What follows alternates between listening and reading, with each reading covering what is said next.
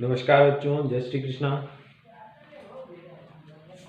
पिछली क्लास में हमने एस्किमो जनजाति के बारे में थोड़ा सा पढ़ा था और आज हम बात करने वाले हैं कक्षा 12 के मानव भूगोल के जो टॉपिक हैं विश्व की प्रमुख जनजातियाँ।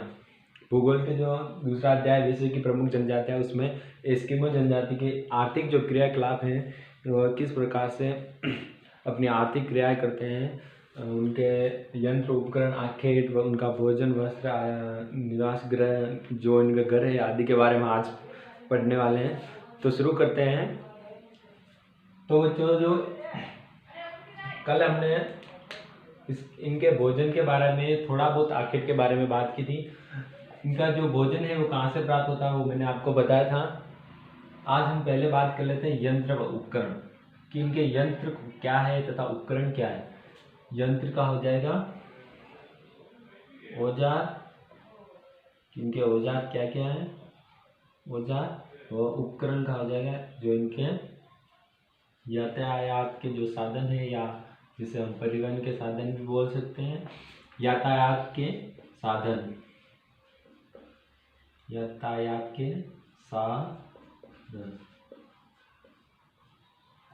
तो जो यंत्र का मतलब औजार हो जाएगा। उपकरण जो इनके यातायात के साधन व गाड़ी वगैरह जो भी परिवहन के रूप में काम में लिया जाता है, यातायात के रूप में काम लेते हैं, वो इसमें आ जाएगा और औजार इसमें आ जाएगा।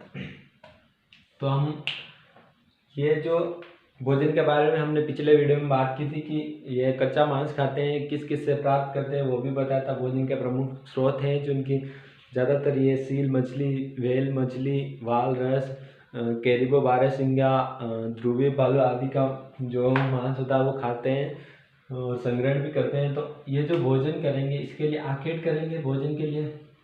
तो जो आखेट करेंगे तो आखेट के लिए यंत्र व उपकरणों का काम में लेंगे। यंत्र व उपकरण को, यंत्र व उपकरण नहीं होंगे तो आखेट किससे करेंगे।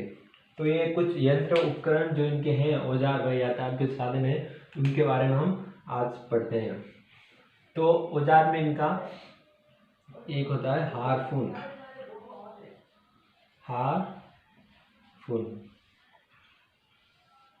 ये इनका एक औजार है हारपून। हारपून जो कि एक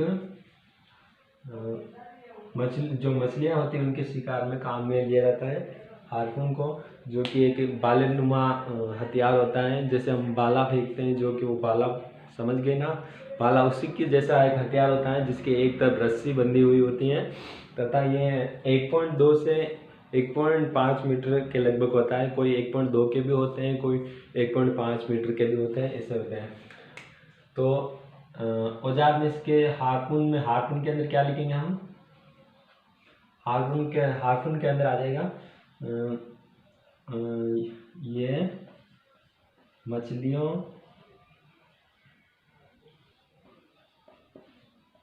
के शिकार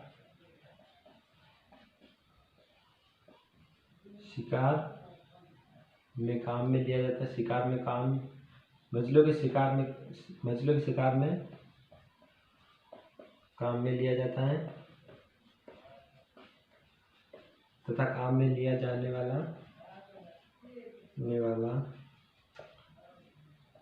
1.2 से 1.5 मीटर लंबा भालेनुमा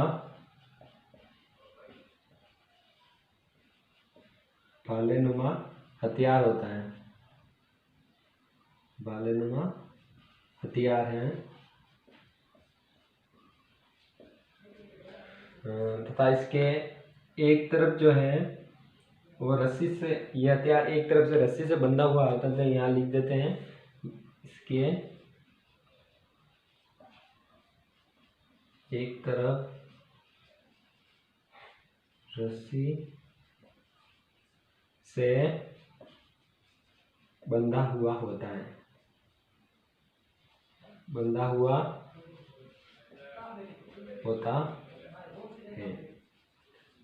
तो बच्चों ये हो गया इनके औजार।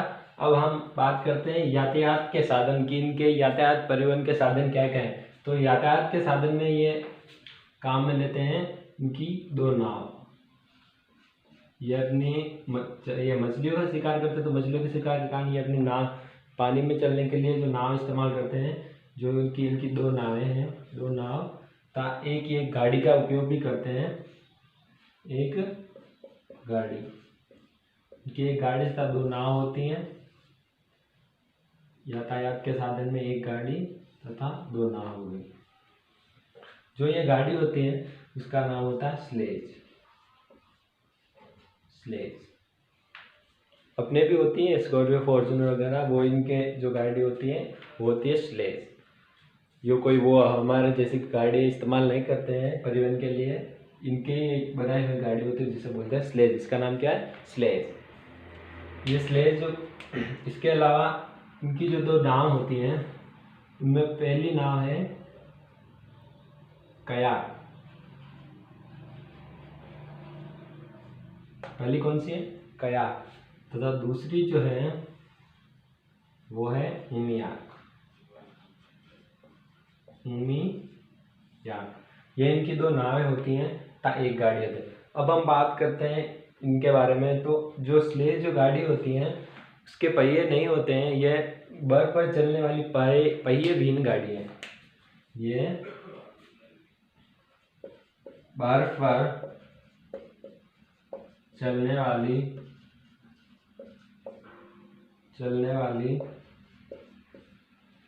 पहिया विहीन गाड़ी है। इसके अलावा इसे कुत्ते व रेंडियर खींचते हैं।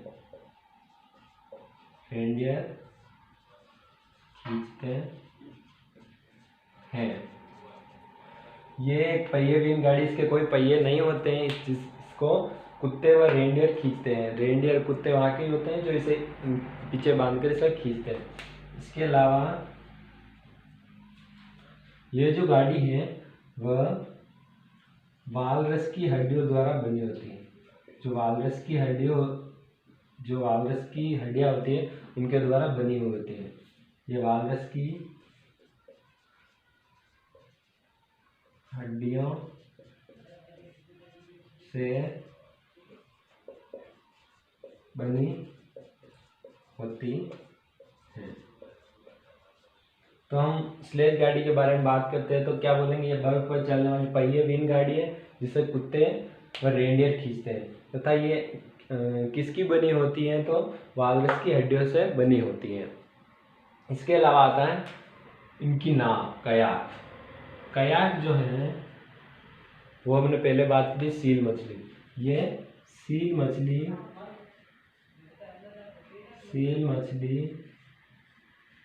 से थोड़ा अलग कर देता हूँ। ये सील मछली के शिकार में काम में ली जाती है। काम में ली जाने वाली एक नाव है जिसकी लंबाई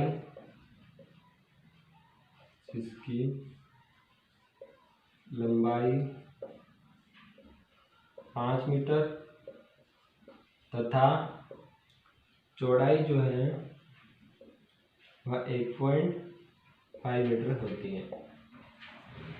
अब बच्चों बात कर लेते हैं कयाक की। तो कयाक जो है वो सील मछली के जो शिकार सील मछली का शिकार करते हैं उसके दौरान इसे काम में लिया जाता है, जिसकी लंबाई तो होती है 5 मीटर तथा इसकी चौड़ाई होती है 1.5 मीटर। इसके अलावा इनकी आती है दूसरी जो नाव है वो है उमियाक। तो ये नाव व्हेल मछली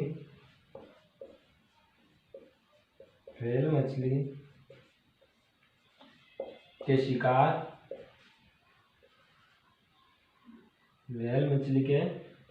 शिकार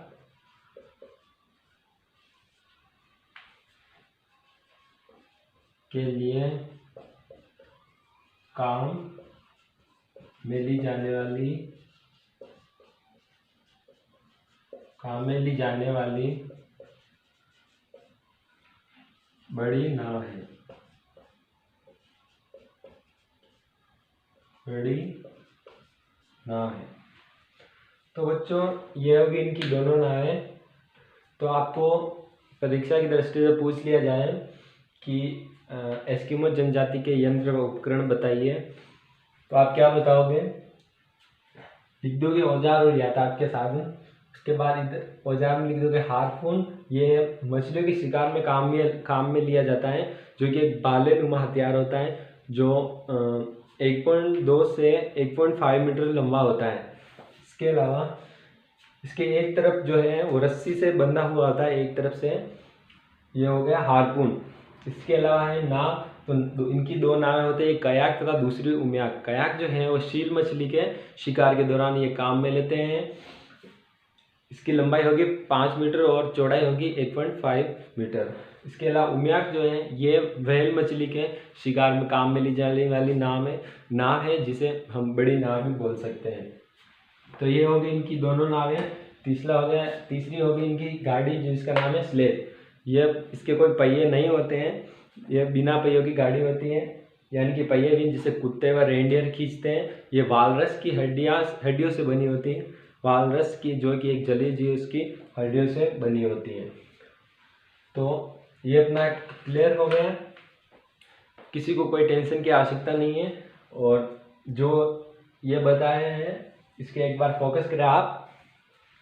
हार्पून के लिए ये लिख दें। इसके अलावा इनकी दो नावें होती हैं वो हो गई है। इसके अलावा स्लेज हो गई। तो कल हमने आर्किड के बारे में कुछ थोड़ी सी परिचय लिया था, इसका हम विस्तार से पढ़ेंगे। भोजन के बारे में हमने पिछले वीडियो में पढ़ लिया था। अब हम बात करेंगे इनके वस्त्र और निवास गृह की। तो जो हमारा हो गया यंत्र उपकरण हो गया। इसके अलावा भोजन पर हमने कल चर्चा की थी और आज वापस कर दिया रिपीट, ये भी हो गया। आर्किड जो हमारा बचा है, आर्किड को थोड़ा विस्तृत से पढ़ेंगे इसे, तो इसे मैं चाहता हूँ कि हम कल की क्लास में पढ़ें। तो बच्चों अब हम ये जो दो छोटे छोटे टॉपिक हैं वस्त्र व निवास गृह, इनको पहले ले लेते हैं। तो हम बात करते हैं इनके वस्त्र की। जो इनके वस्त्र होते हैं पहनने के, उसकी बात करते हैं। वस्त्र कि एस्किमो जो जनजाति उसके वस्त्र कैसे होते हैं, कैसे क्या होता है, जो भी। वस्त्र के बारे में बात करते हैं बच्चों। पहला ये हो जाएगी कि जो इनके वस्त्र होते हैं, इनका वस्त्र बनाने का जो काम है वह महिलाएं करती या स्त्रियां द्वारा किया जाता है। तो ये जो वस्त्र बनाने का कार्य है ये महिलाओं द्वारा किया जाता है। वस्त्र बनाने का कार्य महिलाओं द्वारा किया जाता है। दूसरा हो जाएगा इनके जो वस्त्र हैं वो किसके बने होते हैं। तो बच्चों जो इनके जो वस्त्र होते हैं वह कैरिबो की खाल से बने होते हैं। वस्त्र कैरिबो की खाल से बने होते हैं।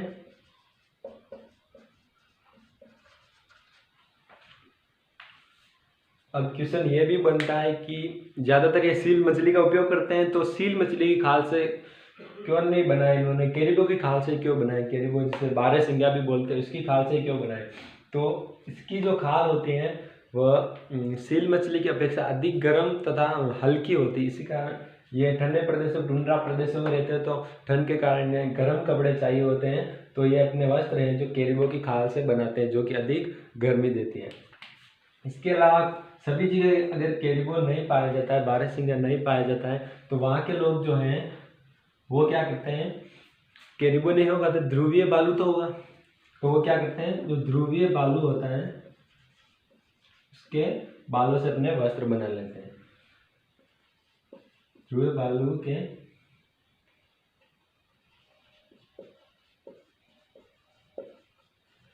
बालों से अगर ये नहीं होगा तो अपने वस्त्र किससे बनाएंगे? ध्रुवीय बालू के बालों से अपने वस्त्र बना लेंगे। सभी जगह कैरिबो नहीं पाया जाता है, कई कई जगह ऐसी भी है जहाँ नहीं पाए जाते कैरिबो, तो वह अपने ध्रुवीय बालू के जो बाल होते हैं उससे अपने वस्त्र बना लेते हैं। इसके अलावा चौथा जो पॉइंट आता है वो है कि जो पुरुष होता है तथा इनकी जो महिला होती है वह एक ही जैसे वस्त्र पहनते हैं, एक ही समान वस्त्र पहनते हैं, कोई भिन्न नहीं पहनते। जैसे पुरुष पहनते हैं वैसे ही स्त्रियां या महिलाएं पहनती हैं। तो पुरुष तथा स्त्रियां एक समान वस्त्र पहनते हैं। पुरुष तथा स्त्रियां जो हैं वो एक समान वस्त्र पहनते हैं। इसके अलावा जो ये पॉइंट हो गया कि जो कार्य होता है वो महिलाएं करती हैं वस्त्र बनाने का, कैरिबो के खास इनके वस्त्र बनते हैं। ये नहीं होते तो ध्रुवीय बालू के जो बाल हैं उससे बनाते हैं। इसके अलावा इन दोनों के पुरुष तथा स्त्री के वस्त्र जो हैं वह एक समान होते हैं। इसके अलावा कुछ अलग भी कपड़े होते हैं इनके, जिन्हें हम अलग अलग नामों से इन्हें पुकारा जाता है। इनमें पहला है तिमिया।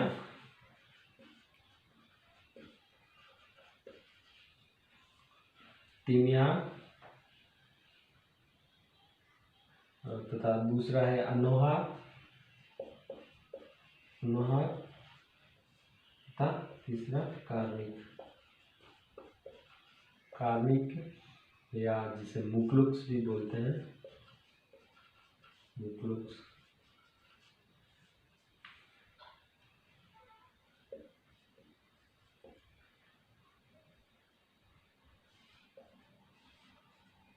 ये भी इनके वस्त्र होते हैं। तो बच्चों बात करते हैं तिमियाक की। तिमियाक जो होता है वह जर्सी नुमा बारदार वस्त्र होता है। जैसे हमारे जो स्वेटर होता है उसको मान सकते हैं। ये भी सर्दी से बचने के लिए ये इसका उपयोग करते हैं। जो जर्सी नुमा बारदार होता है हम स्वेटर बोल सकते हैं जिससे। तो ये एक जर्सी नुमा बारदार वस्त्र है। इसके अलावा जो अनोआक जो है वह तिमियाक के ऊपर पहने जाने वाला वस्त्र है। तिमियाक के ऊपर पहने जाने वाला वस्त्र है। अब बात तिमियाक जो है, तिमियाक तो हो गया जर्सी नुमा वस्त्र, जिसे हम हमारी भाषा में हम समझने के लिए बोल सकते हैं कि हमारा जो स्वेटर होता है वही मान सकते हैं। इसके अलावा अनोआक जो होता है, अनोआक जो होता है वो तिमियाक जो जर्सी नुमा बाँदार वस्त्र है उसके ऊपर पहने वाला जो वस्त्र है हम मान सकते हैं इसे कि जैसे स्वेटर के ऊपर ब्लेजर पहना जाता है उसी प्रकार ये लोग भी जर्सी नुमा जो बाँदार वस्त्र होता है तिमियाक, उसके ऊपर ये अनोआक पहनते हैं। तो हम जो स्वेटर पहनते हैं उसके ऊपर ब्लेजर भी पहनते हैं, तो वो हो सकता है उसको मान सकते हैं कि वही है। लेकिन इसका नाम क्या रखना है? अनोआक ब्लेजर का तथा स्वेटर जिसे हम बोले उसका नाम रखना है तिमियाक। तो क्वेश्चन आ जाए कि एस्किमो लोग तिमियाक क्या है, तो तिमियाक नाम सुनते माइंड में आ जाना चाहिए कि एस्किमो के वस्त्र जर्सी नुमा बाँदार वस्त्र। उसके अलावा अनोआक जो है वो इसके ऊपर जो पहने जाने वाला वस्त्र है जिसे हम स्वेटर के ऊपर ब्लेजर पहनते हैं वह। इसके अलावा तीसरा जो आता है वो है कार्मिक या मुक्लोक्स। तो कार्मिक जो होते हैं वो है इनके, अब हमने ऊपर के वस्त्र देख लिए, तो पैरों में भी तो चलते हैं, तो पैरों में ये पहनते हैं कार्मिक या मुक्लोक्स, इनके जूते। ये इनके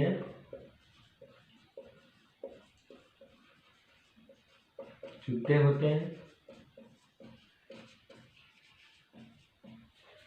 जो कि किससे बने होते हैं? इनके जूते किससे बने होते हैं? सील मछली की खाल से। सील मछली की खाल से बने होते हैं, बने होते हैं। अब ये जूते पहनेंगे, आधुनिक ढंग से जीवन यापन कर रहे हैं, तो ये तो कोई वो एडिडास वाले जूते तो पहन नहीं सकते हमारी तरह, तो क्या पहनेंगे, ये जो सील मछली होती है उसकी खाल के द्वारा बनाकर जूते पहनते हैं, जिसके नाम है कार्निक या मुक्लुक्स जिसे बोलते हैं। तो एग्जाम में पूछ लिया जाए, 1 नंबर का क्वेश्चन जरूर आएगा, आप उसमें ही अटकोगे, निबंध आगे बड़े बड़े आप कर लोगे लेकिन इनमें आप अटक जाओगे। पूछ लिया जाए अनुवाद क्या है, तो ये तिमा के ऊपर पहने जाने वाला एस्किमो का एक वस्त्र है। इसके अलावा तिमा क्या थी, जरसिनिमा बहादुर वस्त्र है। अनुवाद क्या थे, तिमा के ऊपर पहने जाने वाला एस्किमो जनजाति का एक वस्त्र है। पूछ लिया जाए कार्मिक या मुक्लुक्स क्या है, तो एस्किमो जो जनजाति होती है उसके जूते, जो कि सील मछली के खाल से बने होते हैं। तो ये हो गए इनके वस्त्र। तो बच्चों अब हम बात करते हैं एस्किमो जनजाति के निवास गृह यानी कि घर के बारे में। निवास गृह या जिसे घर बोल सकते हैं, निवास गृह। तो इनके घर किस किस से बने होते हैं ये देख लेते हैं। इनके घर जो हैं ये ध्रुवीय ठंडे प्रदेशों में रहते हैं, टुंड्रा प्रदेशों में रहते हैं, तो वहाँ बर्फ अधिक है, तो इनके घर बर्फ कहीं से अगर थोड़े बहुत पत्थर मिल जाए तो पत्थर तथा जो उनकी जीव जंतुओं की जैसे जो हड्डियां होती है उनकी हड्डियों से तथा जो उनकी खालें होती हैं मछली वगैरह की, इनसे खालों से। तो इनके घर किस किस से बने होते हैं, बर्फ, पत्थर, हड्डियों तथा खालों से। इसके अलावा जब सर्दी होती है शीतकाल, तो शीतकाल में ये अपना एक बर्फ का मकान बनाते हैं। शीतकाल में ये बर्फ का एक घुंघदार घर बनाते हैं जिसे क्या कहते हैं, इग्लू, जिसे इग्लू कहते हैं। बहुत ही अच्छी बात है, जब हम भी छोटे थे तब जो मिट्टी थी उसके अंदर वो गुंबदार जो गुंबद बनाते थे, सेम उसी प्रकार से हम मिट्टी से बनाते थे, ये बर्फ से बनाते हैं। तो ये लोग शीतकाल में बर्फ के गुंबदार घर बनाते हैं जिसे क्या कहा जाता है, इग्लू। तो पूछ लिया जाए एग्जाम में कि इग्लू किसे कहा जाता है या इग्लू क्या है, तो एस्किमो का एक घुंघदार घर है। ये कैसे बनाते हैं, ये धरातल से थोड़ा जो बर्फ होती है उससे गहराई के अंदर बनी होती है, ऊपर थोड़ा सा मुँह रखते हैं। जैसे ये धरातल है तो इसकी गहराई जो है यहाँ तक बनी होती है, ये यहाँ पर थोड़ा सा मुँह रखेंगे, ये इसका थोड़ा सा मुँह रखेंगे। छोटा मुँह इसलिए रखते हैं इसका आने जाने के लिए कि ताकि जो यहाँ पर जो आंधियाँ चलती, ठंडी हवाएं चलती है वो अंदर प्रवेश ना करें, इतनी ज़्यादा नहीं कर पाए प्रवेश, तथा इसके अंदर की तरफ जो है वो खाल लगा कर रखते हैं जिससे कि वो गर्मी दे या गर्म रहे। तो शीतकालीन में जो एस्किमो के घर होते हैं उन्हें क्या कहते हैं, इग्लू। इसके अलावा शीतकाल के अलावा जो अपने ये लकड़ी तथा व्हेल मछली की जो हड्डियां होती है उनसे जो घर बनाते हैं, लकड़ी व व्हेल मछली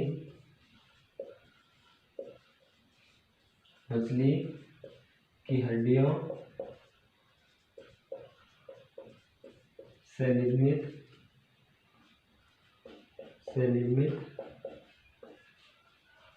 घर को कर्मक कहते हैं।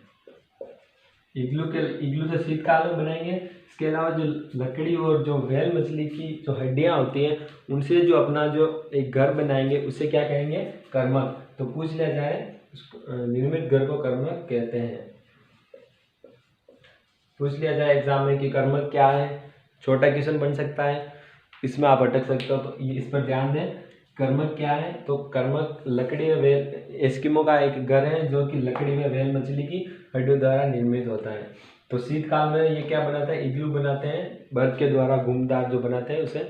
इसके अलावा ग्रीष्म काल में जो है ये शिकार करने के लिए बाहर आते हैं। शिकार के दौरान ये बाहर आता है शिकार के लिए, तो वहाँ पर ये अस्थायी तंबू बनाते हैं। ग्रीष्म काल में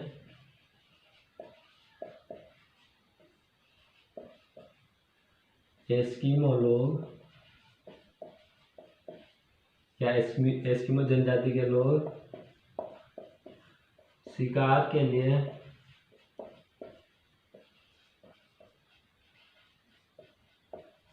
बाहर आते हैं।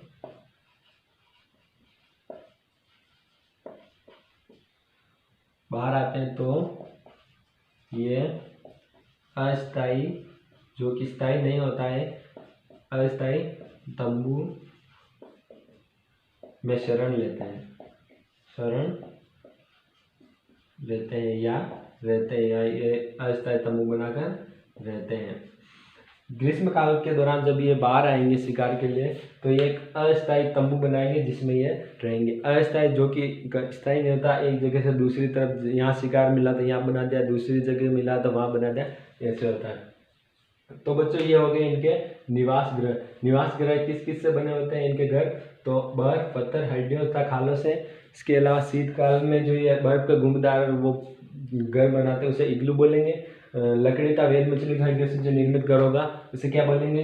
कर्मक, इग्लू। ये बहुत इंपॉर्टेंट है। इसके अलावा ग्रीष्म काल के दौरान जो बाहर आते हैं तो ये अस्थायी तंबू में भी शरण लेंगे। तो ये हो गए इनके निवास गृह तथा इनके घर। हमारे आर्थिक क्रियाकलाप में जो है यंत्र उपकरण हो गए।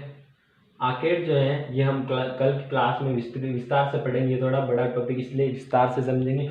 भोजन जो हमारा हो गया, वस्त्र इनके हो गए, निवास गृह हो गए। अब हमारा आर्थिक क्रियाकलाप में बचा है सिर्फ आर्केड, जिसका थोड़ा बहुत आपको नॉलेज ही है और बाकी का हम कल की क्लास में पढ़ेंगे।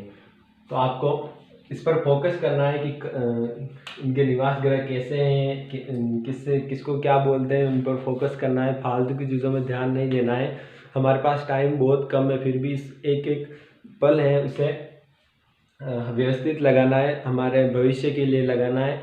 और मेरी यही कामना है कि आपको जो मैं ये बता रहा हूँ वह अच्छे से समझ में आए, आपको लाभ मिले। इसी के साथ आज की क्लास ख़त्म करते हैं। मिलते हैं अगली क्लास में। धन्यवाद।